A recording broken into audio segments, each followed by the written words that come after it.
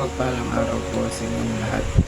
Ako po si Frankie Simendoza at ito po ang aking daily devotion ngayong Martes, August 13, 2024. Ngayong araw po ay aking babahagi ang aking natutunan patungkol pa rin po sa full armor of God. So kahapon po ang tinalakay natin ay about sa belt of God.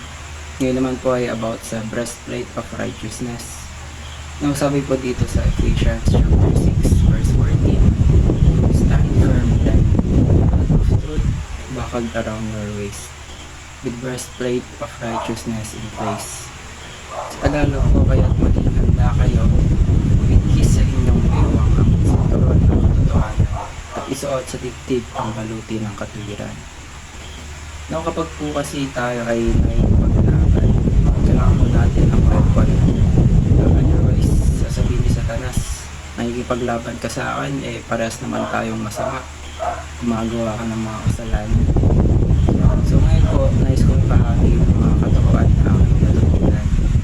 Unang katuruan po ay the spiritual forces of evil will not give up without a fight.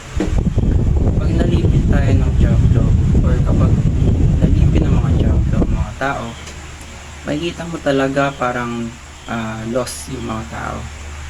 Nakikita mo na mararamdaman mo talaga na parang kang pinabalot ng kadiliman yung isang lugar.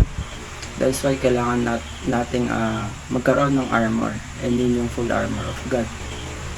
Dalawang maturan po ay the devil cannot cause the believers.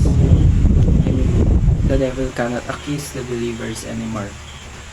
Hindi na po tayo pwedeng akusahan kasi namatay na po ang ating Panginoon sa Kristo doon sa krus para magbayaran ng ating mga kasalanan. Kaya yung diablo hindi na po yan makakapasok doon sa throne room of God at makapag-aksa ng mga mananampalataya. Ikatlong katuruan po ay our righteousness is Jesus' righteousness. Tayo po ay tinuturing na matuwid at idineklarang matuwid sa harapan ng Diyos. Dahil ang ating Panginoon sa Kristo binayaran ng ating mga kasalanan sa krus. Kaya po wala nang karapatan ng diablo na tayo ay maakusahan pa. Kaya para po sa ating application, number 1 po, believe in Christ's righteousness imputed in us.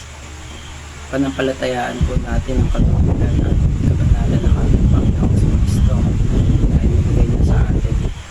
Next po is be righteous just as we are righteous before God. Hindi po ibig sabihin na tayo ay tinuturing na matuwid sa harapan ng Diyos, okay lang na magpatuloy tayo kung ano mga kasalanan. Hindi po ganun yan. And lastly po is to build the kingdom of God by obeying the Great Commission. Alam niyo po kasi yung Diyos po natin pinapaliit ang territory ni Satan, and kailangan nating tumulong by obeying the Great Commission. So build the kingdom of God by obeying the Great Commission. Paggamit tayo para palaganapin palalo ang kabanalan or kaharian niya dito sa lupa.